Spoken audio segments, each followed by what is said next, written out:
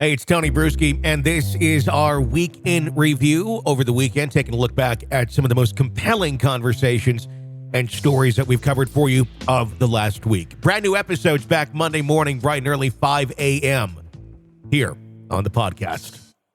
This is the Hidden Killers podcast with Tony Brueski. Featuring author, psychologist, and daily contributor, Siobhan Scott. Siobhan, let's talk about Ruby Frank and Jodi Hildebrandt for a bit. I have to say shades of Daybell. Oh, you know? 110%. Man, the Ruby Frank with the attention-seeking, the very curated, blonde, attractive appearance, the superficial charm, but grandiose. 100%. And these kids could have been killed. I mean, this is horrifying. It brings tears to my eyes listening to what these kids have been going through. And just another really odd case coming out of the Mormon faith.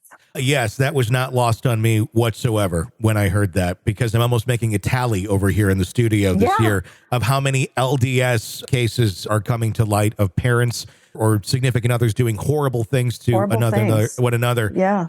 And I don't necessarily know if this is, necessarily tied to the Mormon faith, or if that kind of gives some sort of credence to the parenting style that she was exhibiting. A lot of people just looked at her on her online forum that she had there on YouTube, the 2.5 million people that subscribed to her. Some hated her, some loved her for her parenting style. I guess what we saw on the surface, one would describe it as kind of old school, how a lot of us adults who are over 35 have been raised.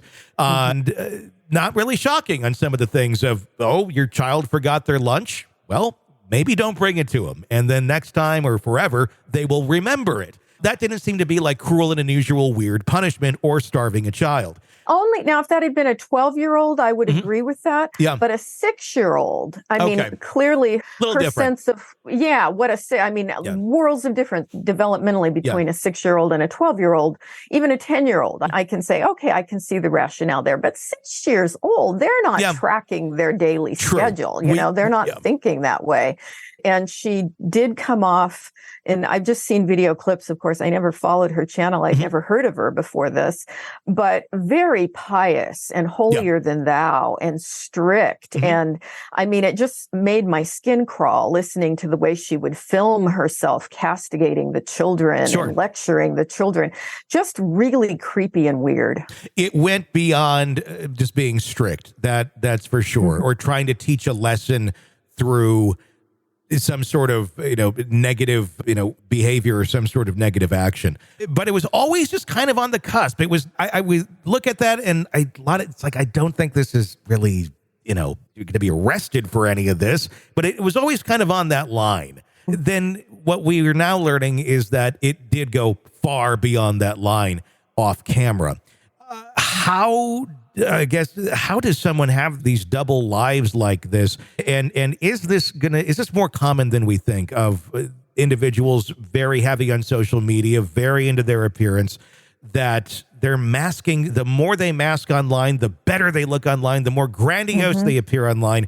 Does that equate to the more dark and sinister home that they are going back to and holding with their children?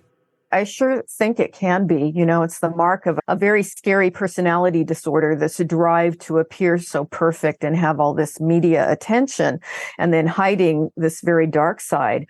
I think her niece is giving interviews now, and apparently this hooking up with this Jodi Hildebrandt, who's I would call her a would-be therapist, but more of a cult leader who really has some sadistic qualities. And then they started what they were calling, I guess, a business together. But it looks a lot more to me like a cult, counseling agency. But the counseling was really focused on, oddly enough, preventing masturbation and sexuality being dangerous.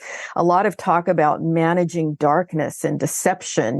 This is just really hallmarks of some really scary stuff. And sort of like with Chad and Lori Daybell, when you put nutty people together, it just sort of amplifies and intensifies. And I think that's what we're seeing. It just seems like in Utah, particularly in the LDS faith, there's a lot of people vulnerable to nonsense that are easily influenced, and clearly layers of secrets and dangerous behavior and child abuse going on that's hidden. Very much so. And we just keep seeing it over and over with individuals in that faith for whatever reason. Yeah. And I'm not here to say that it's a bad faith. I'm saying it's Right. The behavior. I don't care what your faith is. If somehow this is producing this type of individual in mass out of it, Right. it's something to be looked at. And maybe some of Yes. those ways and teachings need to be adjusted for not having this sort of output of nutty individuals, and nutty being put very lightly. There were subtle signs about this, but there was also very obvious signs. Her oldest daughter, who's 20 in college, tweeting out or putting on social media right after her mother was arrested the word "finally" in a picture of her in the police car. She says that she's been trying to report this for years and has not had any sort of luck. Can you speak to that at all? We hear this, it's the common story all the time of we've been trying to get help. We've been trying to get help. And it's not in any way to bash CPS. They don't have resources. They have a lot of great people that are putting up with horrible things every day, trying to do the right thing. But again, resources. Is this another example of that system just being an utter failure because it's not funded or staffed the way it should be to truly protect kids? That's certainly possible. I'm not familiar with their local resources there, but that, it seems like CPS is sort of the last priority of the government everywhere as far as funding. And it also could be because just like Lori Daybell was such a good actress when talking to police, and can put on this mask of normalcy. It could be that when she was spoken to by police or CPS, that she was just a master manipulator. So you combine those two factors. They don't have time to look real closely and investigate real deeply, but they look superficially and the person glows, they look great. And I mean, her husband is a professor of engineering at the university. These people look good. They do. And so you really have to probably be Sherlock Holmes and look pretty closely to go under the surface and see what was really going on. And there's a certain skill set that's involved with that. And it's certainly the same skill set that works with someone being able to run a social media channel and have one image and then on the other side be a monster if these allegations are true.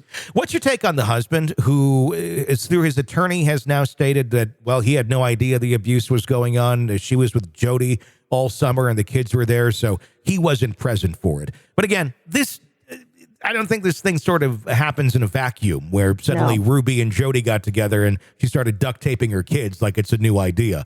Right. I do have to wonder what sort of situation the husband was in this, being complicit, being also a victim of the abuse of the wife, but not standing up as an adult and doing anything. What's your take from, I guess, the little that we know thus far? Yeah, it would be hard for me to frame an adult man who's a college professor of engineering as a victim. He clearly is an intelligent person and he's a well-resourced person and he's got money. So I would never use the word victim for him. Okay. But I understand why his attorney is saying that, right? They're trying to paint a better picture of him than probably what most of us would have right now.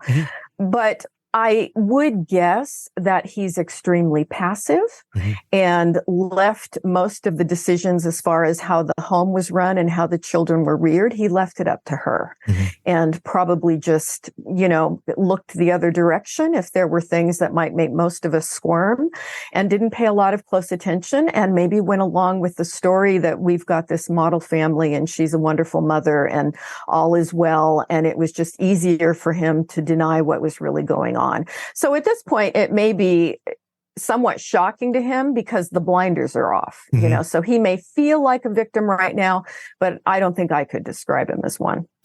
That's an interesting thing to look at, because when you're in those sort of situations and your partner is behaving in abusive ways, whether it be to you directly or sometimes to the children, if it's normal, quote unquote, behavior or common behavior, I think would be the right word, in the home, a pattern of behavior, you may not necessarily think it's wrong, or you may not have a red flag go up until you're out of that environment and somebody's like, yeah, parents, we don't do that sort of thing.